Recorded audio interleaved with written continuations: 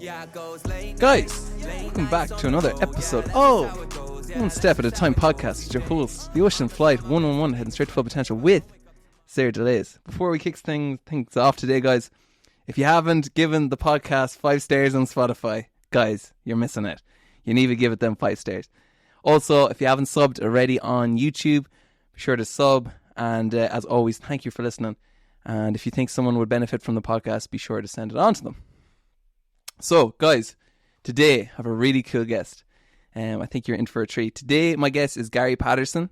Gary's from Roscommon. His wife is from Sligo. She's a Sligo native. Have set up Adam Beo, which stands for Living Soul when translated from Irish.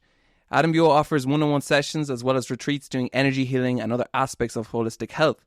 Over the last number of years, Gary and Grannie have been on their own healing journey and have also made it their goals to help others do the same. As well as this, Gary is a teacher and a former Roscommon Gaelic player who won the 2017 Connacht Championship. Not a bad doing at all, Gary. Gary, How are you doing? Welcome to the podcast, man. Good, yeah. I'm doing good, Martin. Thanks a million for having me on. De nada, man. De nada, as the Spanish would say. How's your day going? What have you been up to? I've been busy. We're in the process of moving down to West Roscommon, so getting a lot of things sorted for the move. So it's been busy, but it's a lovely day here, so all good. Yeah, man. It seems like you're a busy dude. It seems like you keep yourself busy, from traveling to the energy healing work to a bit of GAD thrown in there to your teaching and whatnot. So basically, Guy, I was saying to you before we came on here that I came across what you and Grannie are doing via a person I know from Tubbercurry. She just shared it on her Instagram, and the holistic health world is a world that I've dipped my toes into. So I do a lot of I've done some yoga in the past, but I'm huge into meditation. Meditation is really one of my staple landmarks in my life. And so I'm super intrigued into the world of energy healing, and I think a lot of people can learn and a lot of people can really benefit from the world. So what I want to do is kind of maybe build a bit of a landscape and backdrop of your life and your journey, and I think some people could maybe find a couple of gems in it. So I want to bring you back, my man, back to Roscommon, the start of everything. You grew up in a farm, similar to myself. What was that like growing up in the farm, being around all the animals and nature and whatnot? And do you think that has made an impact as you've kind of grown up as a person? Yeah, I guess so. I suppose, I feel I would have had quite a normal upbringing, whatever normal is. But I suppose west of Ireland, bit of farming, played football, was okay in school, was popular-ish in school, and, had quite I would say an average, upbringing, ups and downs as everyone has. And I think that's maybe what makes us a little bit relatable in the terms of the energy healing work, is that a lot of people know me and Grannie as footballers and as teachers and as people that they've seen in the pub, or we're not these we're quite relatable, I feel. So dope. I think one of the things is relatability. I think I often like to think us as humans, that we have a lot more relatability and a lot more things in common than, sometimes things uncommon, because we all come from the planet. Sometimes people be thinking they come from other planets, so we all come from this planet. So saying that I guess maybe makes you seem more approachable. What was maybe some things, your staple points of your childhood? I know obviously Gaelic's a big thing for you.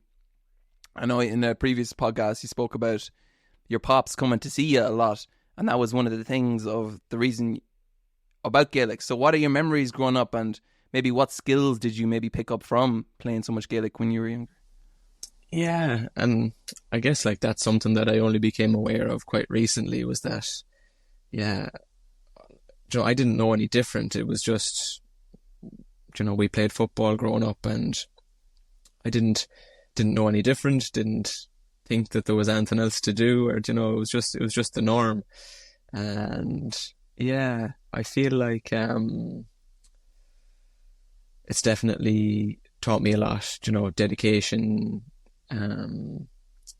just being committed to something and, being determined, dealing with people, working in a team. I suppose I might have found it frustrating at times where I'd be trying to do everything right and maybe not everybody was doing that, and then we'd lose and I'd be frustrated.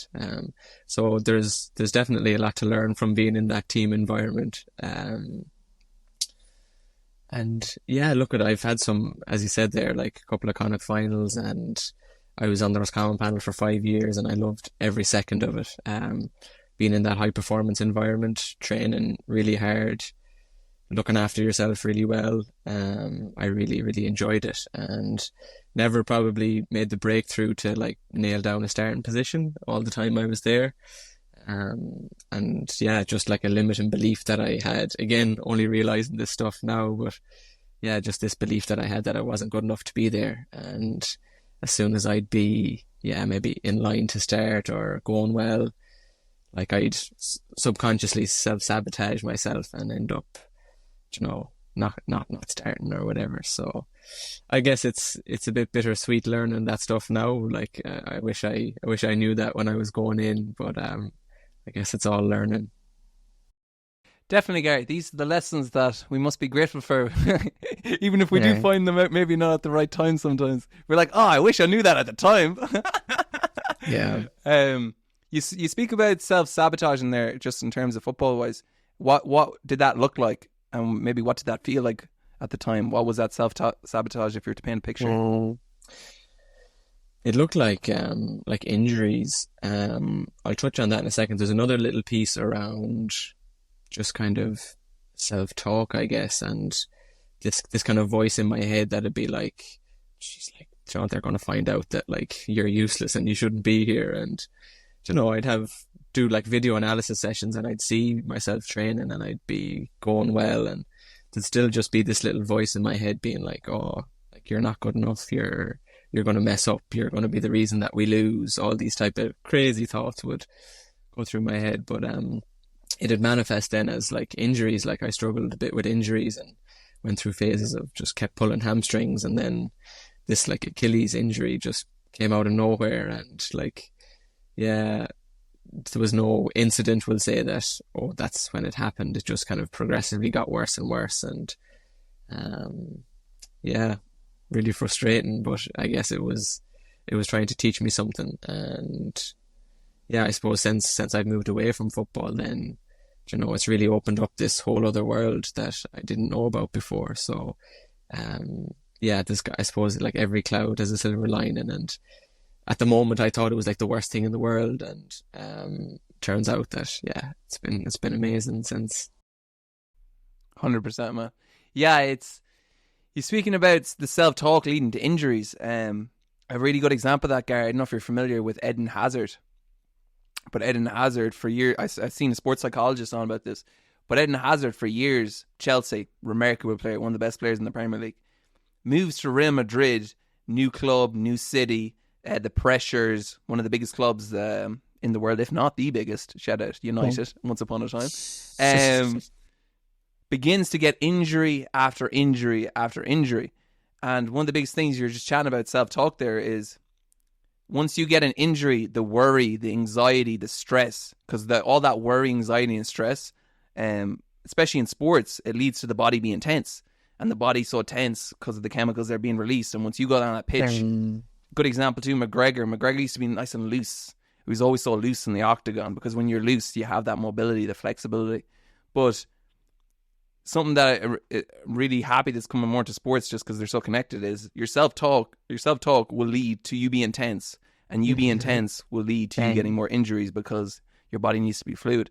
So I'm really excited to see that more in like sports psychology, and I definitely think it's a big part to play. Gary, in terms of this ribs, so you get a rib injury, on the journey of being a footballer and whatnot. When does that happen to you? Is that round you're still playing for Roscommon, or? Yeah, I was. I'm terrible now for remembering like dates and I'm the games opposite, and bro. stuff. I know. I've been logging dates from 10 years ago. Go on, yeah. Yeah, it was definitely when I was still playing with Roscommon because I remember the doctor, the physio, they couldn't do anything. It was just rest, and yeah, that was when one of my friends had went to an energy healer and a medium, and I'd heard about his experience, so I gave her a call and asked would she be able to see me, and that's probably where the holistic side of things kicked off for me. I went to that woman and she was doing energy healing on my ribs, and then she started speaking to me about my grandfather and different things, and yeah, it just really opened my mind and blew me away, and I was intrigued. And one of like I was with her for maybe 2 hours, and there was a lot of things that she said to me, and probably one of the things that stuck with me was like just to keep doing the yoga. She was like, I'd started doing a bit of yoga for flexibility to try and look after the hamstring injuries, and so she said like, oh yeah, keep doing the yoga, and you know yourself from practicing yoga that there's a lot more to it than just the flexibility. So yeah, as time goes by, then I get more into the yoga. Lockdown comes around, start doing a lot more yoga, and then Pat Divilly was doing a journal and meditation like free course. Randomly saw it on a Facebook ad and did that with him, and then maybe did another course with him, and then ended up in his men's group. And I'd say those couple of bits, that was a really pivotal time for the kind of kickstart of it all. Incredible. Gary, I heard you speak a lot about a few things to touch on there, a couple of big things to touch on. So I guess because like you spoke about before in the podcast, I remember listening about how a lot of the time when someone asks you who you were, you would present more what you do than who you are as a person. And I think that's a big thing, because I come from a small town, and I know a lot of people who present what they do, and they kind of all dress the same. They play football, they do that, and but I couldn't tell you who on earth they are. I couldn't tell you what their story is, or what, like, who they are as a person, like, because and it's natural, and as you spoke about before, tribal beings and whatnot. So before you went to that energy healer, and this is what kind of the reason I want to touch on it, for somebody who would see energy healing or this other world or this other horizon as like, oh, what's that, may have a negative attitude because it's not something they've explored before. What was your feeling? You're just, as you said, you come from a Roscommon normal background, play a guy, you've been on the county team, you know the mentality. I think everyone knows the mentality. Some great mentalities with football, but also some negative mentalities that may come with the football world too. What was your first understanding? You're like, when someone maybe recommended the healing, you're like, did you go, oh, I might give this a go, or were you closed, narrow-minded maybe? Yeah, I was definitely really open to it. I was just fascinated by the story I'd heard from my friend who went, and was just interested to see what would happen for me. My mum had actually went to somebody like that before, so I'd kind of heard of something like that before. And I guess maybe doing the bit of yoga, feeling the benefits of that, maybe I was slightly aware or a little bit open to it anyways. Yeah. Incredible. And once you started getting more into the world, what began to happen then, I guess, and start more into the lessons and the knowledge of what comes with? Yeah, I think it's just breadcrumbs. It's like every little thing leads to another thing, and I suppose my experience with it has been that with yoga, with meditation, that the benefits and the kind of impacts of it are so subtle, and you need to be consistent for quite long periods. And like day to day, you may or may not notice any difference, and it's only kind of looking back, or it's only maybe when you stop meditating for a few days and things go chaotic in your life, and you're like, oh, I wonder why things are chaotic. It's like, oh, I haven't meditated in a few days. That it's really, really subtle, this other world. And because we're constantly stimulated by the phones and by television and all the information that's out there, and we're not that connected to nature anymore, that it's hard to be aware of these subtleties. And yeah, that's what I think. No, beautiful, man, beautiful. Yeah, the meditation, man, meditation. Wowzers, like, meditation is something. Sometimes I'd be low key getting mad at people in my head because they're like, "Oh, I found it so tough to meditate," and I was like, "How long did you try it for?" I was like, "Oh, I tried 1 or 2 days." I was like, "Bruh," like it's a really long process. The meditation, like I've been on and off, I would say, meditating for now since 2017, and now I can sit there for 10 minutes and do it. But God, it took me 7 years to be able to sit there for 10 minutes and be able to like enter that realm, that dimension within the soul. For you, what is meditation? What does that feel like? Where do you go with inside yourself or outside yourself when you meditate? Yeah, I would be similar. I'd say I've been trying to meditate for a long time, and doing 20 minutes in the morning or that kind of stuff. And again, a couple of years ago, I can't remember when, but a couple of Christmases ago, I did a Vipassana retreat in Clare. So it's a 10-day silent retreat, and I suppose coming out of that, then I realised that I hadn't been meditating at all. And I know 10 days in silence is like a really extreme, I suppose, version. But what is it? I guess I see it as like doing bicep curls for your mind, for your brain. So like our brain just runs in all these different directions. Like what did she say to me yesterday? What do I have to do for tomorrow? And we're never present. So for me, like meditation is, Vipassana, the first 2 or 3 days was just observing your breath coming in and out through your nose. And you might observe a breath, and then you start thinking about something and you pull yourself back. That's a bicep curl. Your mind gets stronger. Then you do 2 breaths. Your mind wanders somewhere else. You bring it back and it gets stronger. And eventually, like, the sits are for an hour at a time. And like that, you might be present for a minute or 2 minutes, So it's like, trying to not get frustrated, accepting that our minds are wandering. That's what the mind does. And the whole thing as well about that type of meditation is that you don't kind of chase pleasure, and you don't avoid pain.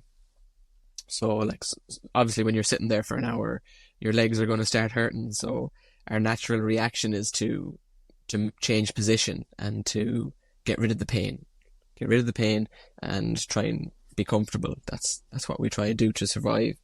But after maybe the second or third day, there's a thing called like strong determination, where you try to just sit for an hour and not move at all. And once I kind of got through one of those hours, you realize that like you feel like your knee is going to explode with the pain. But if you just stay with your breath and watch it, it eventually passes away. And that's like everything in life, that everything is impermanent, that even the good things, even the worst of things, it's impermanent. It never lasts. So this too will pass. And if you can sit with it, with, I suppose, loving awareness, maybe that's not part of Vipassana, but just sit and observe and not be attached to what's happening. So easy to just say that, but it's really hard. You're telling me, Gary. Jeez, you're telling me. Yeah, I think you really summed it up really well there. Not being, I think one of the biggest things you said there, not being afraid to go into the feeling, obviously the pleasure, but not being afraid to go into the other emotions. Mm-hmm. And I had that too a lot, where I'll be meditating and my like me for belly, it's all in my belly, like my anxiety, everything's down in my belly. That's why when I'm getting a cold shower, I put the water on my belly, like, cause wakey belly, cause everything's trapped. Like for me, that's the area of my body, like, I think anyways. But I find myself when I'm meditating, when I have them negative emotions, not being afraid to delve in. I was like, right, today's the day we got to go down into, I call it going down into my my basement of my subconscious. When when I'm able to meditate most focused, I'm going all the way down to figure out what's happening down below, like not like up in the present, but all the way down low. What's controlling in the back seat of me. But something. Sorry, go on. Yeah, no, that's just really interesting that you say that, because say the men's group that I'm in now, Niall Graham teaches about these 3 centers of consciousness, that we have the thinking brain, we have the feeling heart, and then we have like the hara, like what you call the basement there. It's just below your belly button. And like in Japanese traditions, they have like the 3 dantians. But in like ancient Ireland, there was teachings about the 3 cauldrons. And like science is only catching up with this now, that, okay, we have neurons in our brain, but there's also neurons in our heart, and there's neurons in our gut. So we have a gut feeling, or your heart knows what to do, this type of thing. But for men, that our strongest center of consciousness, just like you're saying, is down in the belly. And when we can breathe into there, put the cold shower there, or whatever it is, put our attention and awareness there, there's a sense of kind of stability and groundedness.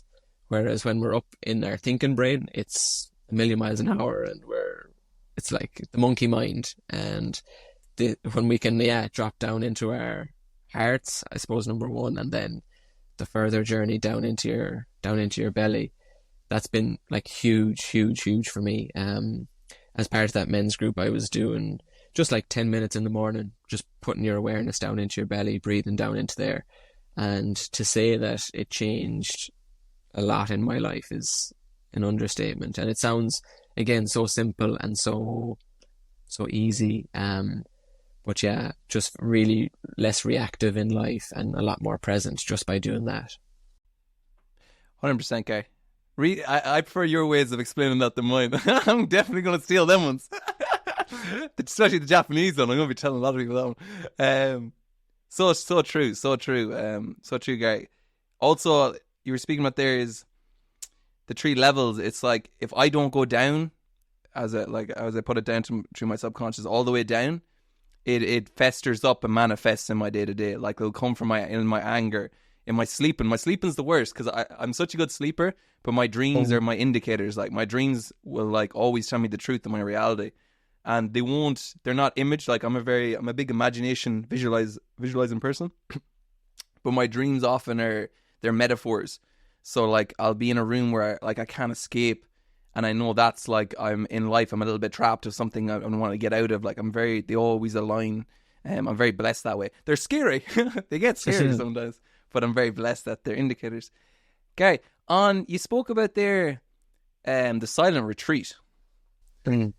Damn, for a lot of people that could be a scary concept, not speaking for, is it 10 days? What was that like? How did it feel, and what made it teach you? Yeah, I think it definitely does scare a lot of people, because most people that I've spoken to about it, like, the first reaction is, oh geez, I'd never be able to do that. And for me, yeah, the first day or 2 was hard. So, like, you're in a lot of pain sitting. But once I got into it, once I kind of broke through that barrier, I absolutely loved it. And like the middle section, like, it was definitely one of the most powerful things that I've done. It's hard to come out then when you get used to the silence, and kind of, I suppose, like, our worlds are so external. You know, you're watching the road, or you're watching the phone or the telly, or engaging with people. There's so much external stimulation that when you're silent for 10 days and your eyes are closed for a lot of it, you're just going inwards. And what happened for me a lot was, in the body, I would feel a pain, and I'd keep my attention on it, and then I'd feel the pain like dissolve, and I'd be able to feel where it goes, and I could nearly like track my fascia, my muscles, the meridians, and I would have learned like little bits about that before with yoga, and then during Vipassana I could literally like feel the stuff moving through my body. So that was pretty cool. And then, yeah, difficult coming out of it, because you're gone so inward, and you're so, silent for so long, that when we were allowed talk, then when we came out, I found it quite overwhelming, and it took me a couple of days to kind of, integrate back into the real world. Everything was like quite loud and overwhelming. So it is a really intense experience, and I wouldn't recommend it to everybody, you know. But if you've any kind of an interest in it, like I went into it so blind, I didn't know anything. It was Roisin. Absolutely, because if I knew more about it, I probably wouldn't have done it. Yeah, yeah, it was Roisin, Grannie's sister, who kind of sent it to me maybe, and we spoke about it. She was interested in doing it, and I was like, wow, like I just loved that, like the extremity of it, and it was just like, yeah, that gut feeling. I was like, oh, that's something that I have to do. And yeah, there was a guy that I gave a lift to it, and he said he was kind of watching me during it, and that I started doing things. So in the evening, there's an hour of a talk, and they explain little bits about the technique and some kind of like teachings around, stuff that's going on.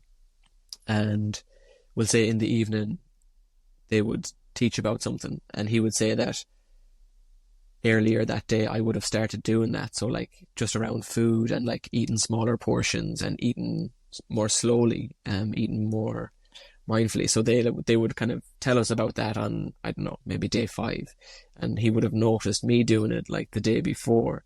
So there was a part of me that felt like just so comfortable there, so in tune with it. And yeah, I don't know, like past lives as a monk, I don't know, but yeah, definitely really cool experience. Wow, first of all, I definitely I would love to try it. I think it's something that I definitely would find difficult. Like, I love chatting, Gary. I love people. I love chatting, and when I've known a chat to, I've been chatting to myself. So, but at the same time, the silence is where I've spoken a little bit previously. But I even give an example. I want to touch on a few things here because I think silence is just so pivotal. This week I had a little bit of a stressful day or so. Just a loved one got sick, and I had to bring them into hospital, and it was stressful for maybe about 2 hours, and then after that it was okay. But then I found myself the day after, I was just eating food, and I was by myself, and I had my phone playing music, and I paused my phone, and I was only me in the house, and I was poof, silence. And then what happened the previous day, I was like, oh wow, because when you're in a stressful situation, an adrenaline-inducing situation, you're just in go mode. You have the blinders on, and it's just go, do what, because to survive, or what you need to do in that moment. But then a couple of days after, obviously I was sitting there, paused my music, and boom, I was like, oh shit, gonna have to deal with this. And then dealing with it doesn't mean, I think, months, because it wasn't anything too crazy. But I was like, right, I'm gonna need to deal with this now, either Saturday or Sunday when I have time. Gonna have to sit down. It might take 10 minutes, and it might take an hour, but it might take a little longer. But I'm gonna have to jump into the event and just like feel them emotions and let go of it and like heal from it, or else it will pop up again. Because I learned this previously. I learned it last year. Again, I had another trauma. Yeah, this one I will say is traumatic. A loved one passed away. Wasn't close to them. Went to the funeral from another country. Couple of days, like, was very quick because I had to travel home. Did things I hadn't done before, like carry the coffin, things like that. Put the body in the ground. Flew back to the other country. Just didn't deal with. Wasn't present in what I was doing whatsoever. Week later, boof, the shock just boof, hits me. So learning that the first time around of a big event, and now when a traumatic event does happen, doesn't matter if it's big or small, just, okay, I'm going to have to deal with this, or it will materialize or manifest in my my day-to-day life. So I guess my question is, is there things that you may have been putting off that presented themselves in that silent retreat? Absolutely, yeah. Everything that you've put off comes up in the 10 days, you know, when you have, like you say there, if you have like, okay, I'm going to need 10 minutes or an hour to look at this, it's nearly like a processing machine that, like, so when these things happen to us, like you going to the hospital the other day, your body goes into this stressed state, to survival mode, to support your loved one, get through. Like, it wouldn't be beneficial for you to process stuff and to you know, so it's very helpful to go into that mode to get through the situation. Yeah. And then take time to process. So if you have 10 days, you're sitting down, I don't know, is it like 14 hours a day or something? And like, there's just so much time to process. So, you know, you get bored of following your breath. So like, you do start thinking about things and stuff from the past, and it all has a chance to come up. And because you can't talk to anybody about it, or you can't, you know, run away from it, you have to just sit there and you have to experience it. Like so much came up during it, absolutely. And I guess like that's why I see the energy healing as quite similar. It's like this stuff happens to us in a stress state, these traumatic things happen, and you know, not everybody's going to go and do a 10-day silent retreat. So how are they going to process their stuff? And like the stuff that we're doing now, I feel is like, yeah, really accessible and really easy for people to, not easy, it's not easy, it's simple. It's a simple modality, I would say. But yeah, it's all to do with the nervous system, and these stressful things happen to us. Like the animals in the wild, you know, the zebra is chased by the tiger or the lion. It gets away and it just like shakes and moves its body. It goes into a spasm, releases all the stress, and everything's good again. It's off grazing. Whereas all these little things are happening to us throughout the day. All these little stressful things are happening, and we're just so busy that we're just holding on to them all. We're just throwing them into this like backpack that we have and not looking at them, and then we're carrying it around. We don't even realize it's getting heavier because we're just putting in a little bit every day, so you don't even notice it. And then, yeah, what happens then is down the line we get sick, it manifests in the body, and we don't know why. Yeah. Yeah, man. Very poetic way of saying it, Gary. Putting stones in the backpack. That's literally, it's a very good image. Very good imagery, on point imagery, I think. Do you mind? No, you don't have to. It's all good if you don't. But is there anything in particular you wouldn't mind sharing of something that did present itself when you did do the silence, maybe be it big or small, that you may have been putting to the side? Yeah. You don't have to tell us any of the deep stuff. No, you know. No, I would. I absolutely will like share anything that comes to me. I'm trying to think now. Like there was so much stuff. I guess like even just like interactions with people were a lot of the things, like, you know, things that people would have said to me that would have pissed me off or triggered me, and I would have felt that I was right and I was entitled to be pissed off because that person was wrong. And a lot of those kind of scenarios would come up, and I'd be like, oh geez, I wonder what was going on for them that time, and like, oh Jesus, like maybe that makes a bit more sense from their point of view. And there was a lot of those kind of like turnaround kind of situations where, yeah, I would say I made a lot of peace with maybe, yeah, things that would have happened, or people that would have, you know, like done things to me, or like people that would have, yeah, I suppose triggers. A lot of triggers come up during it. Yeah. Like if a specific one comes to me, I'll share it with you, but I can't just think now. Yeah. No worries. Gary, you were saying how things we may put off, like traumatic events. I seen I don't know if you've ever heard of the book How to Do the Work. It's a great book. It's all about trauma and just dealing with your body and your mind and your soul. It's a very good book, highly recommended. In the book, I can't remember the author, but I'll get the author and put it in the bio.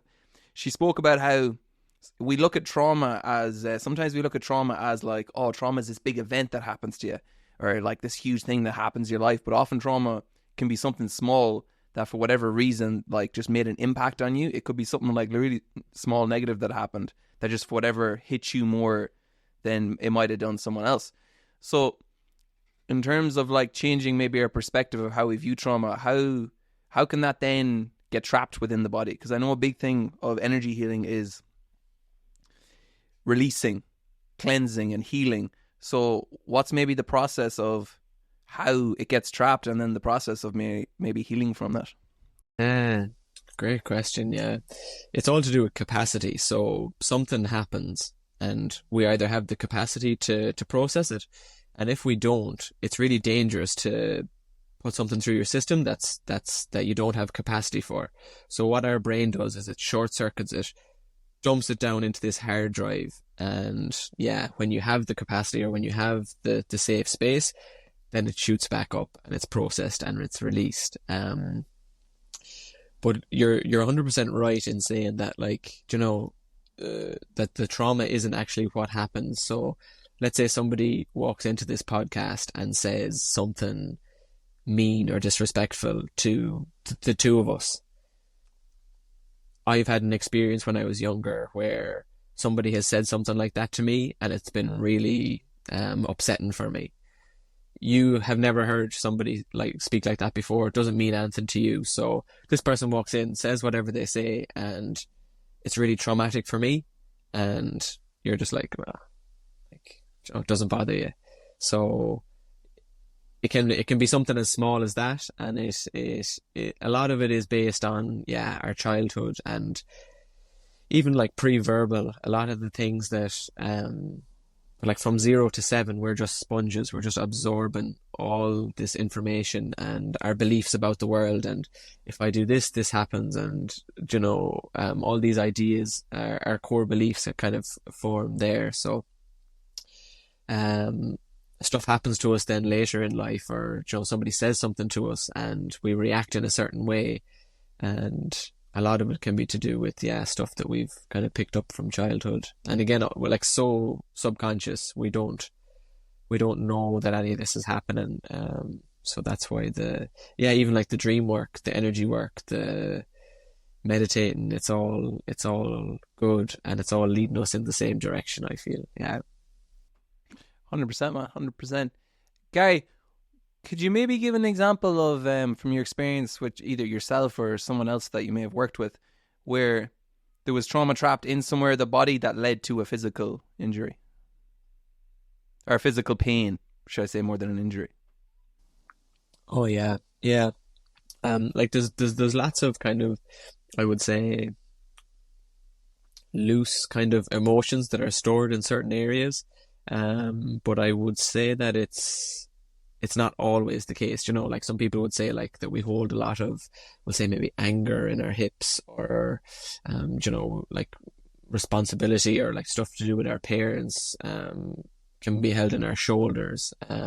Obviously if there's heartbreak or, you know, maybe relationship issues, sometimes that can be in the heart. And I think sometimes it can be helpful to think like that. And then also sometimes people can get kind of fixated with, oh, well, this pain in my knee is to do with this thing. And sometimes that's helpful to have a story. And then a lot of the time, my experience with it has been that we all have so much stuff that if we were to, you know, put a story to each sensation, each little pain, and be like, oh, well, this feeling here is to do with that, that it takes too long, that we have so much stuff to clear now that it's helpful to just stay with the feeling, to feel the emotion and allow it to kind of flow through. And for me, that's been the most helpful. Yeah. Okay, I want to bring you on to a quite important part of the journey. Before I get to that, so you were going through college, I think is this the time, and you were playing, you got your new car. Was it the Audi? Now, which type of Audi was it? It was a Passat CC. Oh, it's a Passat. Firing that damn researcher of mine. So you had, and everything was seemed to be going well, but there was maybe a sense of emptiness. So what was that feeling like of, I guess, maybe ticking our goals list, so many of us do, but not receiving the fulfillment when you tick them? Again, I would say it's quite subtle. You know, I really enjoyed playing with Roscommon. I really enjoyed getting that car. It did make me happy, and, you know, having the job, like permanent job, you know, beautiful girlfriend, had like everything. And it's just this kind of like subtle feeling that like, oh, like maybe there's more, or just, it wasn't just And yeah, I would say it's just a really subtle thing for me. Had all those things and was just like, oh, yeah, maybe there's more. Interesting. Interesting. I think, yeah, it's something I try to balance with Gary, because I am, so like, I'm an artist. I work in the music industry, and I'm a quite determined, motivated person. So, example, I like doing, and I have a lot to do, I believe, on this planet. But at the same time, I'm balancing that side of me who, I'm not going to use the word vicious. Definitely hungry, can be very hungry and like very, very hungry, get out of my way hungry. But balancing that with the loving, and just go for 3 hours walk on the grass and chat to the trees. So balancing them, and most of the time, to be honest, one side outweighs the other in terms of the trees and whatnot. But knowing myself of my journey, knowing that I need a good balance of both, because both are both giving, should I say, give to each other. Now, again, being also aware in that hunger of a lot of the stems of that hunger. Like, there's a lot of, from when I was young, I was dyslexic, and the always feeling dumb, always feeling stupid. Even though, like, I know I'm a highly intelligent person. Shout out everyone that's cheering for me there. Thank you, guys.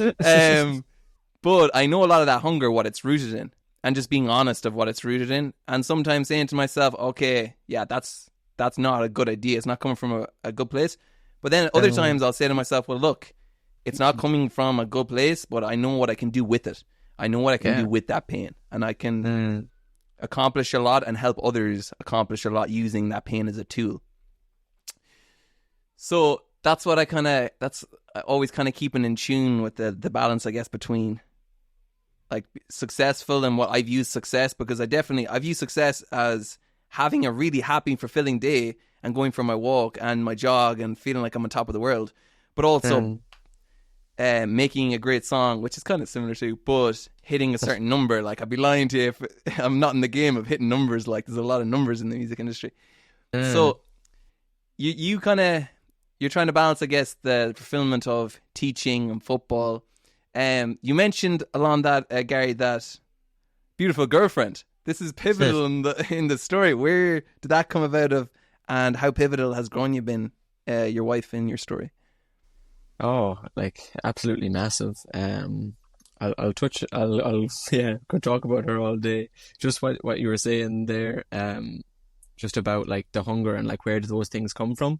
Like for me, the football thing was trying to receive love from dad. The teaching thing was like my mum wanted me to be a teacher because it's a good steady job, and the house and the car, maybe that's kind of like societal kind of thing that like, oh, you're successful if you have these things. But yeah, it's just interesting.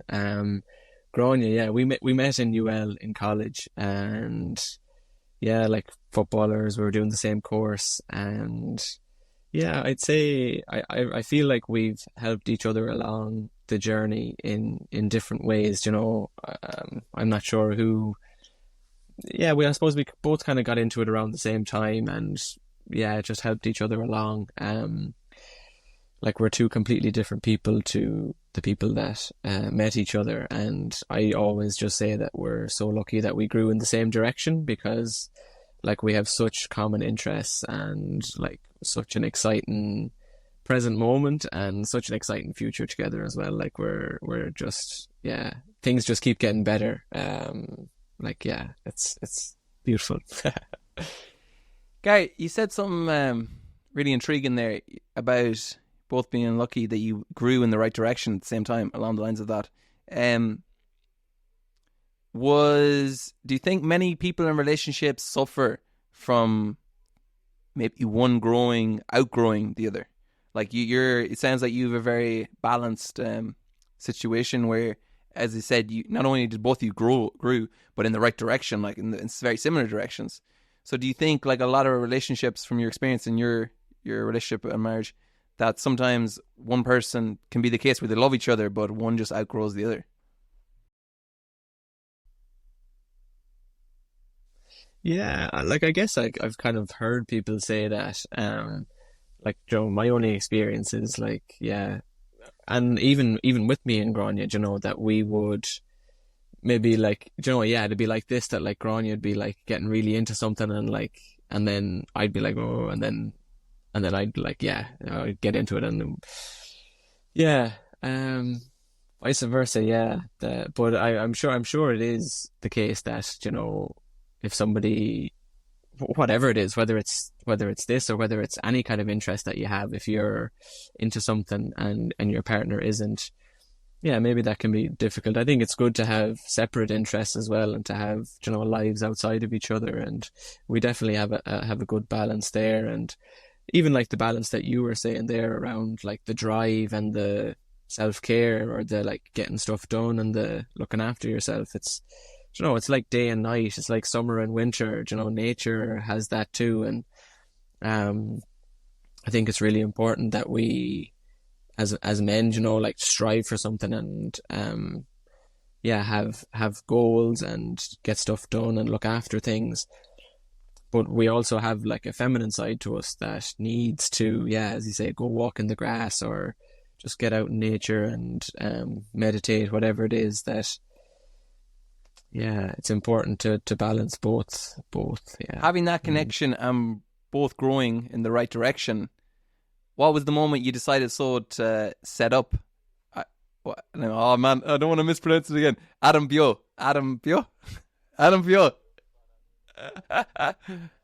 And if you want to speak a little bit about what that represents to you guys and what it means.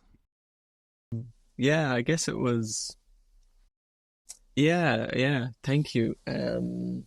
Yeah, like I guess, you know, we took a career break from teaching, and we went and traveled down through South America and Central America, and we went to India for a couple of months, and then we were in Indonesia and Bali for a couple of months. And it was after Bali that we set up the page and decided to go for it. And I guess it was, you know, the culmination, is that the right word, of like, you know, all the different experiences that we had along the way, and all the things that we learned about, and all the people that we met, and great conversations that we had. And yeah, I guess we had some incredible experiences with the energy healing modality that we now work with. And yeah, we just felt so inspired and lucky and excited to share that with people in Ireland, because no more than the 10-day silent retreat, like not everybody's going to get to go to Bali or go to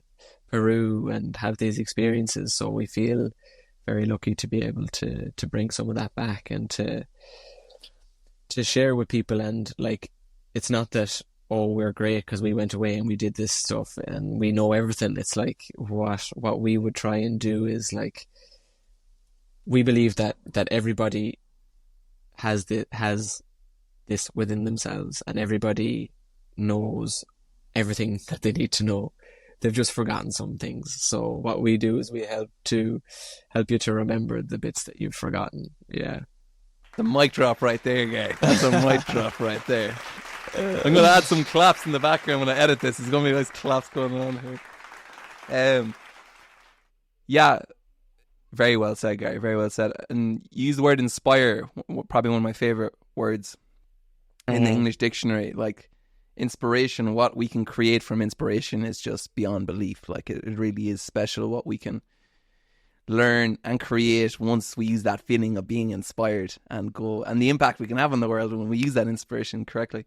Gary, you mentioned there that you had, now I'm sure there was many. I'm sure there was a myriad of great experiences that had quite the impact on you. But is there any that come to mind that really maybe shape-shifted your perspective or perception of your journey that you and Grannie may have had on your travels, be it in Colombia or India or wherever you ventured to? Yeah, there definitely was loads. And I suppose, you know, our first experience with plant medicine was probably a huge, a kind of eye-opener again. We sat with ayahuasca in Colombia, and like that, you know, wouldn't have any experience really with it, and just the way things worked out, like just following the breadcrumbs.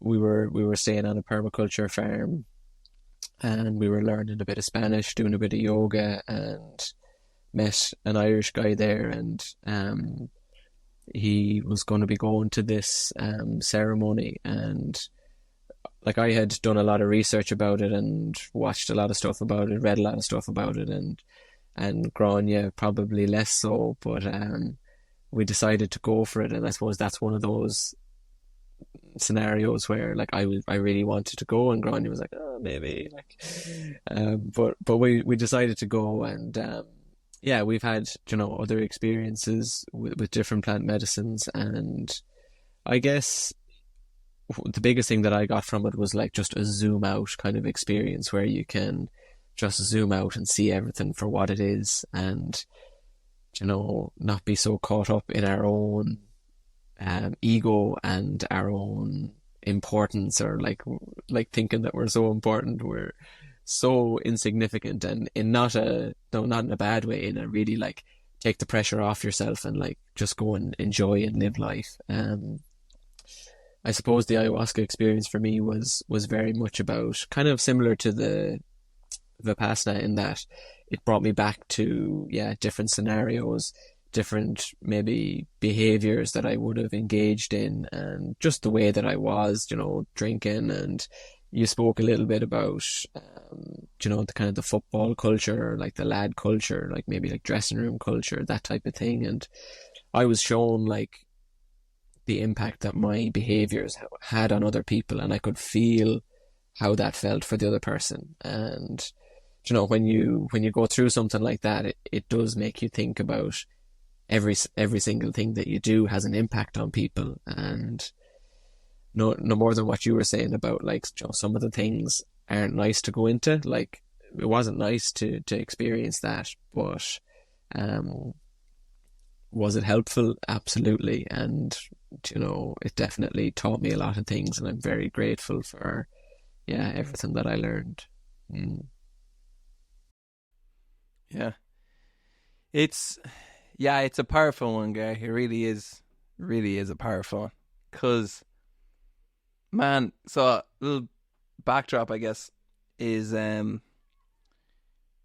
I was younger, I would have been bullied a little bit, and then I would have became a little defensive because of that. When I was a kid, then wouldn't have been too kind to some people. Like, I never did anything terrible, but yeah, definitely wouldn't have been too kind when you're at that 13, 14, 15. So then I kind of grew out of that a little bit, but then when I was 18, I had a mental breakdown. And like, I was my whole, like, I couldn't, the way I describe it is I couldn't play Grand Theft Auto because the sounds were too loud on it. That's like the intensity. Like, I couldn't do anything. Like, everything was just too intense for my body, or my mind and my soul. So, but because of that, like, unfortunately, my whole life flipped when I was 18. My like whole life flipped, and I went from being like a super optimistic young kid with the world in his hands and at his fingertips to just like could not view anything as positive, and my whole just it's so hard to describe without going into depth of like looking at something and only seeing the worst outcome from it, then like horrible outcomes and really bad intrusive thoughts. Thus I got into meditation and so forth.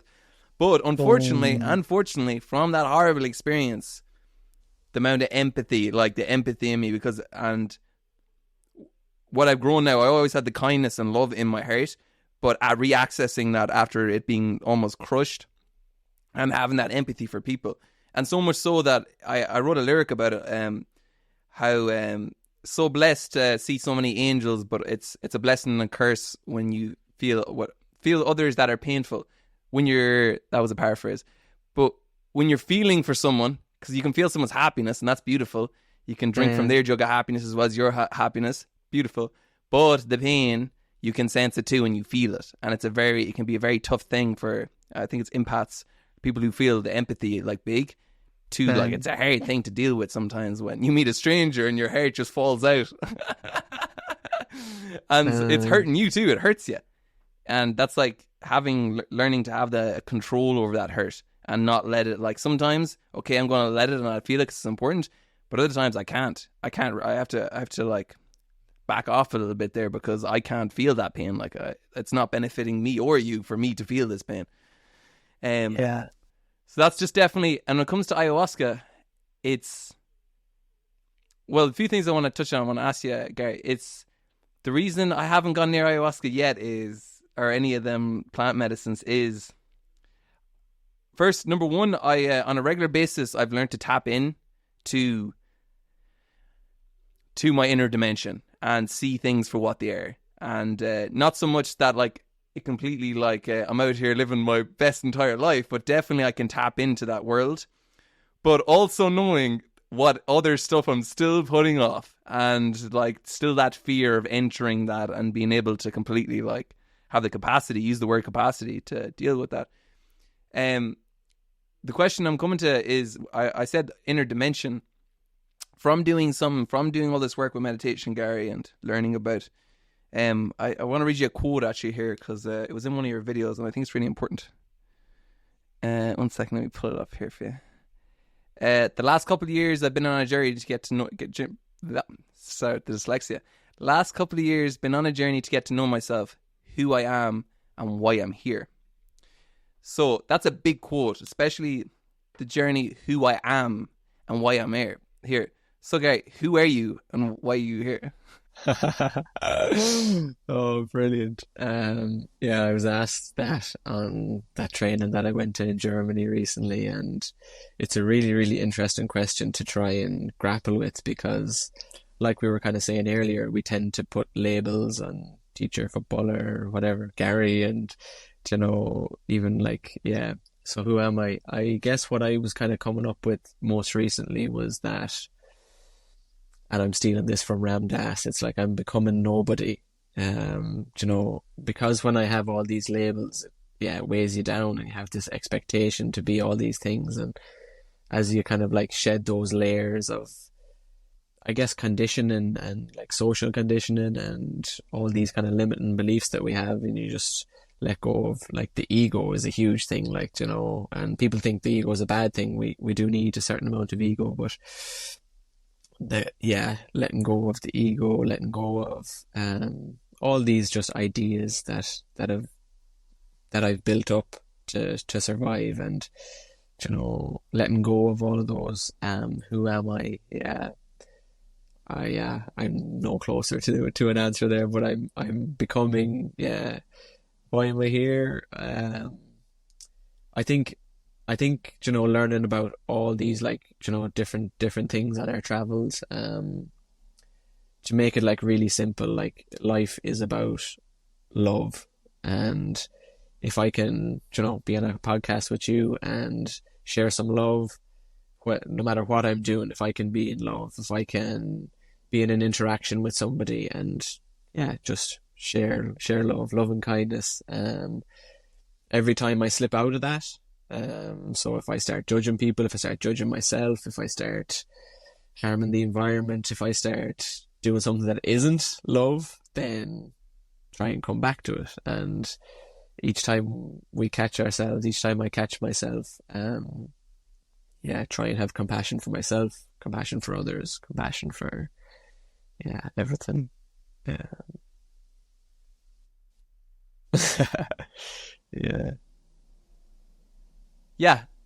was a very good breakdown, Gary.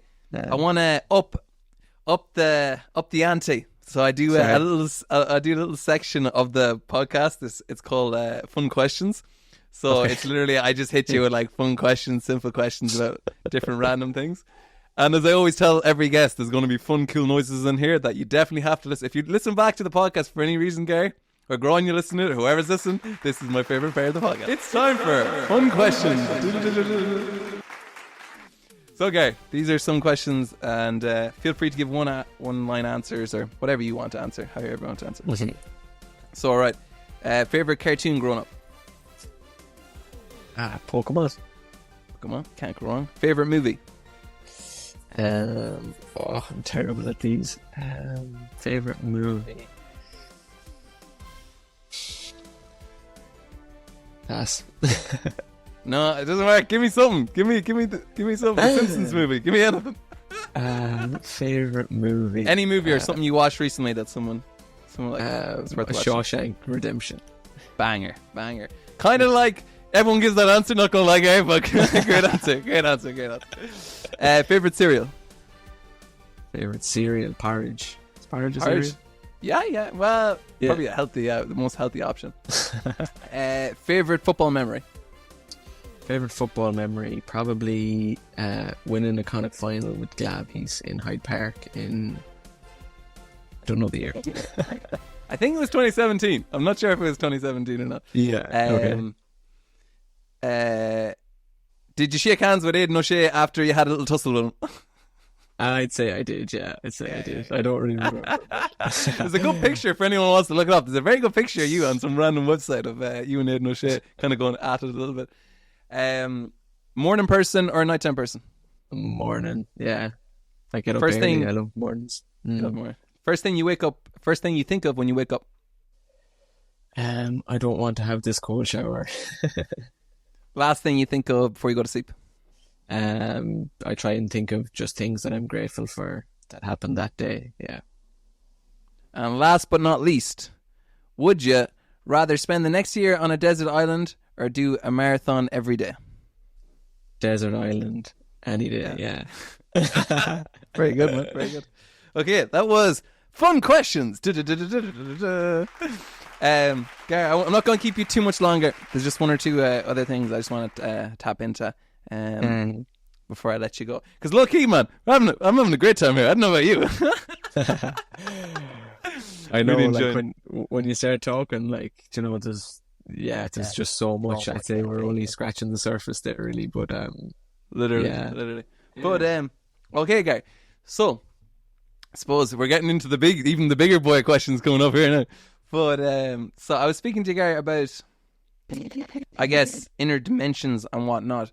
I'm someone, you know, I might go back to being a religious person because I never say never, but I wouldn't say I'm a religious person right now. But I've had experiences. In the future, I will go into it more, just of what I reveal and whatnot, just because I'm kind of just getting used to what you put out there and what you don't put out there, I guess. But I've had definitely experiences where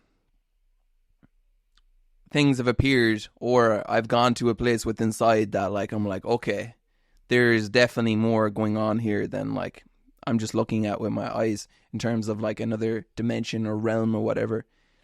And I want to chat about what is somatic movement in a second, but from the yoga, your breath work, the journaling, going inside yourself, do you feel like there is another realm out there or another dimension than what we can see with our eyes? Absolutely, yeah.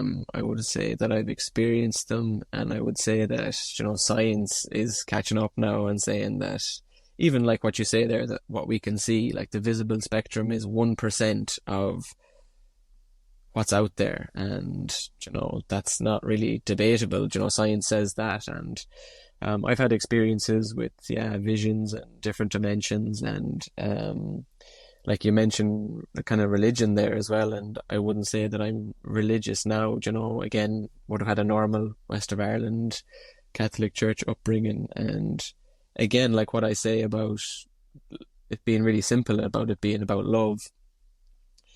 A lot of the stuff in the church is to do with fear, and like people are afraid of going to hell and afraid of all these different things, and there's so many good things. That's one thing that I took from traveling, was that, like, you know, Grannie, you're learning about sound healing, and you hear the chimes and the bell in mass, like, oh, that's what that is. Or people are singing songs together, and it's like you go to a curtain and it's like, oh, that's like singing at mass. And there's so many good things about bringing community together, and like the regularity of it, or just like people getting together, like it's lovely. But I suppose the kind of fear thing, and I think what's happened in Ireland is that, like, my generation and our generation will say, a lot of young people, I would say, and this is a bit of a sweeping statement maybe, but are kind of moving away from the church because of, say, the child abuse scandals, the Magdalene laundries, all these stories that have come out in our lifetime. And it's understandable that we wouldn't kind of resonate with that type of behaviour. So young people have turned away from the church, but turned towards, and totally understandable, and it's totally understandable, and, you know, but turned towards nothing in particular, and maybe, you know, a lot of addiction problems and all these kind of things, more so with the younger generation now. So I think it's really important for people to experience these dimensions and for them to believe in something and to, have some kind of sense of a higher power, whether you call it God or whether you call it spirit or universe, or, you know, I think there's no right or wrong with that. Like, we all have our own interpretation of what it is, and they're all valid. Yeah, very true, Gary. That's like, when it comes to, it's a big one. When it comes to religion, like, again, lack of trust and what to pick, and conflicted thoughts about like what one religion or whatever it might represent. But like, the basic tool, like, you're on about simplistic, how it's like, obviously things are complicated, but simplistic. The whole thing, the podcast is called One Step at a Time, because I'm all about like making, how do I grab this complicated thing and turn it into the most simplistic way of figuring it out? And that's what the podcast is supposed to be all about. So for me, like, the basic things of life are really simple. It's just like, we do, society and everybody, I do it every day, we overcomplicate it, but the basic like happiness and fulfillment of life, like from nature, like music, family, just finding something you love, finding a purpose of your purpose and finding something you love. And that's because I was very blessed from a young age of doing music. So I heard you speak about in one of your on the podcast, one of the previous podcasts. Shout out that dude, because I low-key studied that inside out. I can't remember his name, but shout out that dude. You need to bring it back too. Yeah, Stephen, get back, man. You stopped your last episode there last July, man. Come on, back with you. About purpose and maybe moving away from feeling distant from friends or family and kind of being this person. From a young age, I was very grateful that I had that, because music put me on this like path where I grew up on a farm, but all of a sudden I'm doing this thing and had dreams. So I was very blessed from a young age to, there's a bigger picture out there, and let me go chase this bigger picture. And that definitely set up the trajectory of my entire life. You spoke about, just bring it back on about distancing yourself and feeling like you're outgrowing maybe some certain friends. Has that been a difficult experience of taking this new path and all of a sudden not being able to relate to people you would have surrounded yourself with and probably made great memories with and shared so many like fruitful experiences? Absolutely, yeah. Again, like, it's quite a subtle thing. But yeah, no, it is tough. I definitely would have found it lonely at times. There was a stage there where I started learning about all this stuff and experiencing all this stuff, and couldn't really talk to anybody about it because just my friend group maybe weren't thinking that way or weren't open to it maybe. And there was like that kind of messy middle stage where I hadn't found, like, I would say I have lots of friends now who do think like that and who are open to kind of maybe deeper conversations. So there was a messy middle phase, but I suppose we feel like we're kind of gathering our tribe now, and me and Grannie have such amazing people around us at the moment, and for sure. Love that, man. And again, the word tribe, finding your tribe, like, a lot of people find it difficult maybe to make friends. It's actually, I'm not even gonna lie, I do too, but the older you get, the more difficult it is to make friends. They're like, well, where do you make friends? Well, it's like, go to somewhere that shares, like, you're not gonna, like, you might meet your next best friend down the pub on a Saturday night. You might, guys, I'm giving you the percent, you might meet him, but you probably are her or whatever, but you're better chance, a higher probability if you find something you love, just like energy healing, or for me, music. That's where you'll find the people, the same tribe, people who think the same and have the same moral compass and the same beliefs or interests, should I say. Big thing, and even the loneliness, man. I'm a big fan of an artist called Mike. He's an artist from America and kind of country pop, and he's been very big on the last couple of years of like detaching from everything and being more by yourself. And that's something I think I find difficult to do, but I really try to do, is spending that time just by myself. But I'm being with myself, and because when you're by yourself, you can't run away, but it's a very difficult thing to do. So during like your day to day, I know you do meditation, do you like give yourself that set time every day? How do you kind of do it? What's your day to day like, I guess, with that?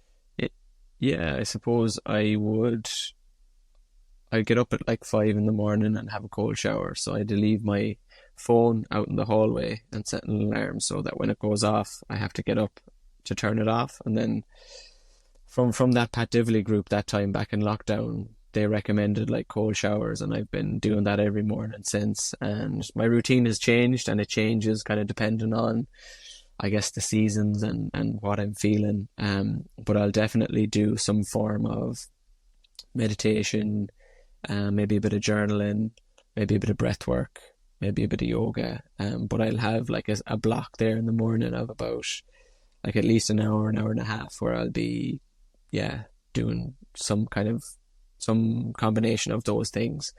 And then, like the day just goes a lot better when you start it off like that. And then, I suppose just try and wind down in the evening, then try and do a bit of reading, or just like have a chat and a cup of tea with Grannie and chat about the day or whatever. You spoke about, Gary, you spoke about your journaling. What's been the byproduct from the journaling, and what has it taught you from when you started to when you do it now? I know sometimes you say you only write like a little, you don't make it a big task. What are you writing down, and what's been the byproduct of doing the journaling? Sometimes it'll just be a to-do list. It'll just be like, what do I need to do today? And once that gets written down, it gets done. Sometimes it'll be like stream of consciousness. So it'll just be like, there's so much stuff going on in my head that I'll just start pouring stuff onto the page. And it's like a decluttering. It's like once it's out of my head and onto the paper, then I can, have a bit more space to think. I've had some like amazing like journal prompts from like the likes of Pat Divilly or Niall Graham, or from different sources, and just like kind of answering questions, just kind of maybe directing you to think about things that you might normally think about. Like one of the things I remember doing with Pat was writing a letter to yourself, pretending that you're like 90 years old and you're giving yourself advice now. And then the other one was like maybe pretending you're 10 years old and what would you give yourself advice now, and doing things like that. Like it's amazing just the stuff that comes out of us. Like I would say that I'm not creative or I'm not artistic or any of that, and once I started journaling, like some of this stuff started coming out. And I'd say I've definitely seen more creativity in me since I started it. And like that, like went to a little art workshop with my sister and started messing around with the guitar, and I think journaling definitely maybe started a bit of that. Yeah, I won't lie, Gary. It's easy being an artist and telling people this, but I think everybody's a creative person to some extent. It's just about how much you've nurtured the garden. Because if I never found music, well, first of all, I was absolutely shit when I started music, and couldn't paint or draw or anything. But I knew I had that love. I had that like need to do something. I need to express it. And I do think everyone has some people have a large amount and other people have maybe a finite amount. But I think what we can, like, our imagination and creativity is probably one of the most special gifts as humans. I think that may separate us from like the animal kingdom, amongst other things. But I'd be a big believer in just trying to feed a little bit of that and see what it brings you.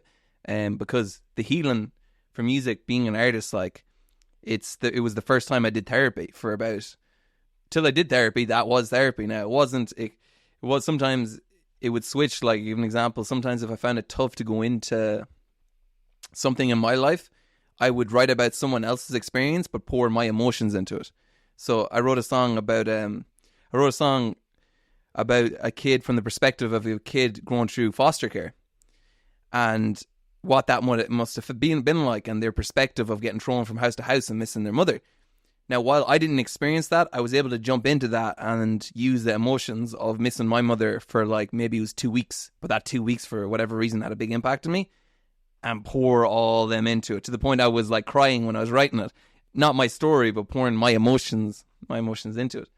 So like, things like that. Like, I just really think creativity it's just open another funnel in the soul. Like, so many funnels in the soul. And I think if you can learn to open your funnels. Yeah, I think you're right. I think everybody has something, and maybe it's creative, maybe it's just like what we wouldn't call creative, but yeah, everybody's here for a reason. Everybody has a spark, and that's the hard thing, isn't it? Just trying to find like what your thing is. And I suppose like having just left teaching, that's one of the reasons would be that we're trying to like funnel kids into like, oh, like pick your job for the rest of your life and do this thing, and we're not really nurturing kids to explore and to expand and to find out what their purpose is. So yeah, I think it's exciting for you and for me to be close to our purpose, or like even thinking about it. Yeah, it's exciting. It's ironic, Gary. I think that you say you're moving away from teaching, but you are a teacher. It was just maybe the wrong format, and maybe the wrong realm of teaching. But it seems like that teaching, you just maybe got on the path, kind of wobbled a little bit. But it sounds like you're in the right realm of teaching now. No, I think I'll be forever teaching and forever a student as well. Definitely. I guess, you know, what we're trying to create up on the farm up here is like, I guess there will be elements of education in it, and, you know, gathering people and bringing people together, and sharing some ideas, sharing some food, sharing some crack and music, and it's beautiful. Gary, I just want to speak a little bit about what you do with Adam Beo, and what someone could maybe expect if they were to go for one of the one-on-one healings or the retreats.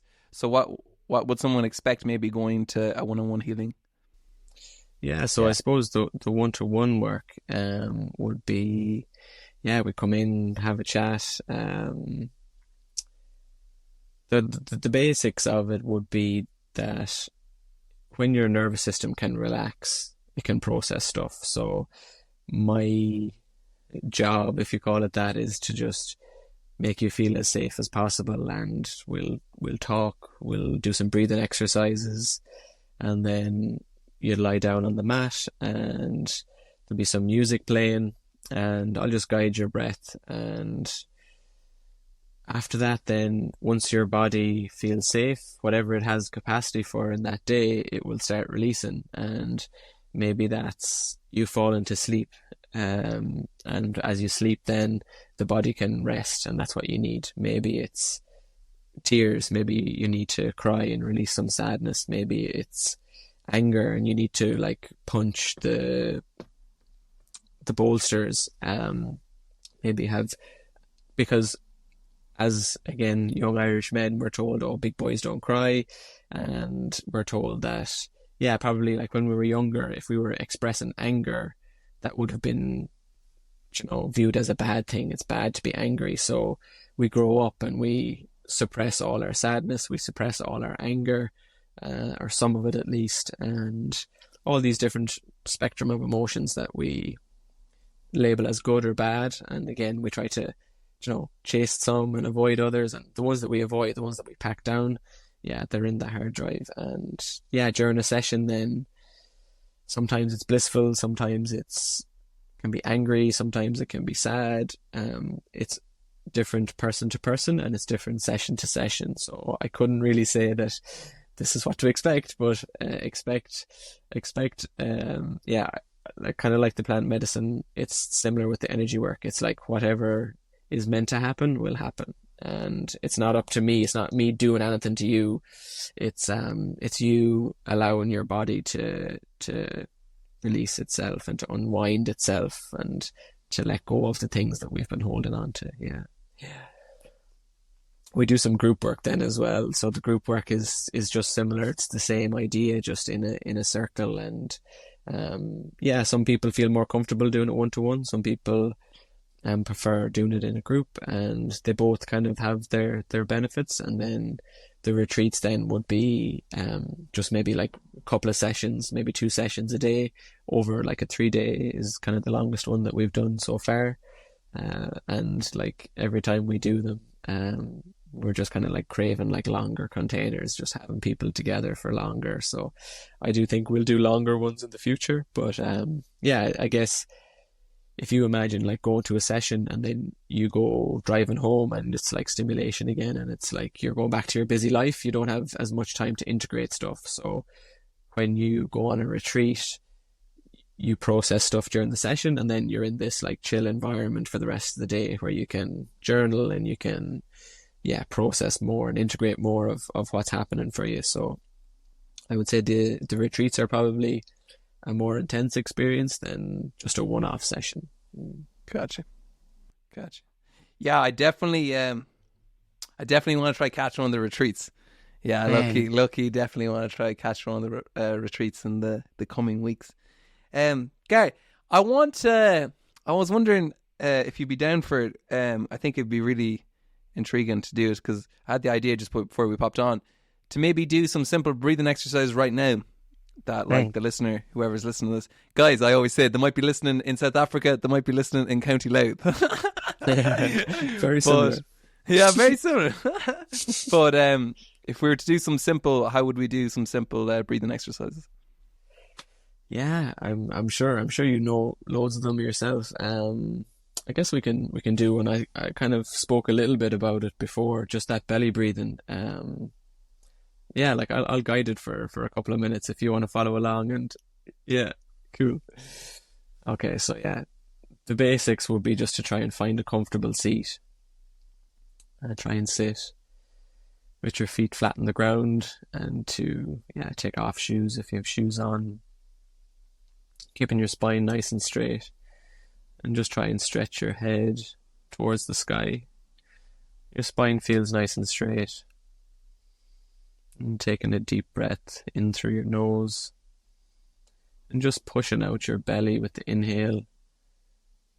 Feeling your belly rise, feeling your belly fall as you exhale. A slow, smooth, deep breath down into the belly, in through the nose, pushing your belly out. Exhale, just feel your belly come back in.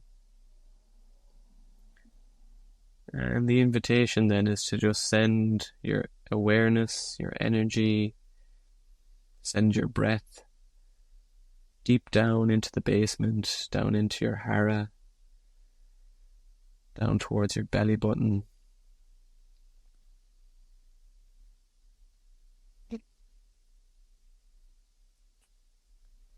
And just notice if your body feels a little bit different, feels a little bit heavier.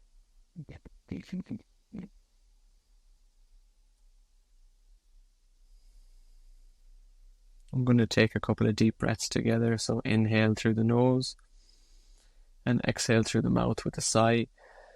Another one like that. And one more. In through the nose and exhale with a sigh.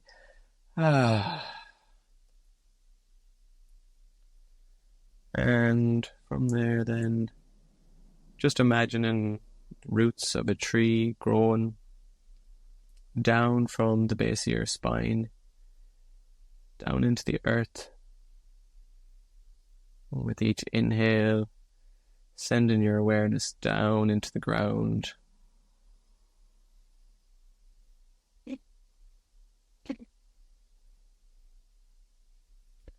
And just notice if you can feel a subtle sensation, subtle connection to the earth. Maybe you can, maybe you can't. Maybe you can visualize, maybe you can imagine these roots connecting you down into the earth. And wherever you are in the world, just feeling that connection to each other, that sense of oneness. As you inhale, then breathing up into the heart, feeling your chest expand, pulling some of that earth energy up into your chest, And as you exhale, just feel it release through your heart center. You're going to imagine a flower opening, the petals opening. And again, just being aware of any subtle sensations around the center of your chest.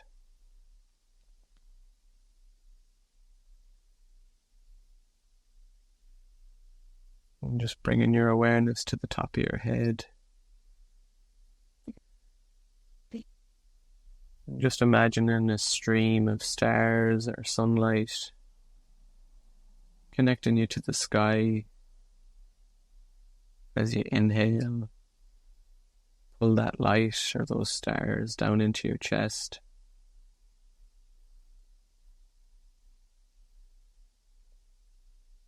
And just feeling this connection now between sky and earth. Masculine father sky energy coming down from above. And feminine mother earth energy coming up from the earth.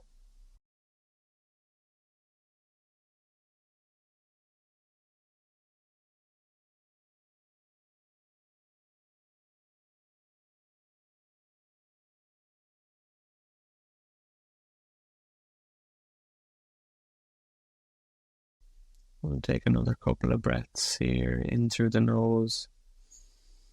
And just a sigh with the exhale. Inhale through the nose and sigh.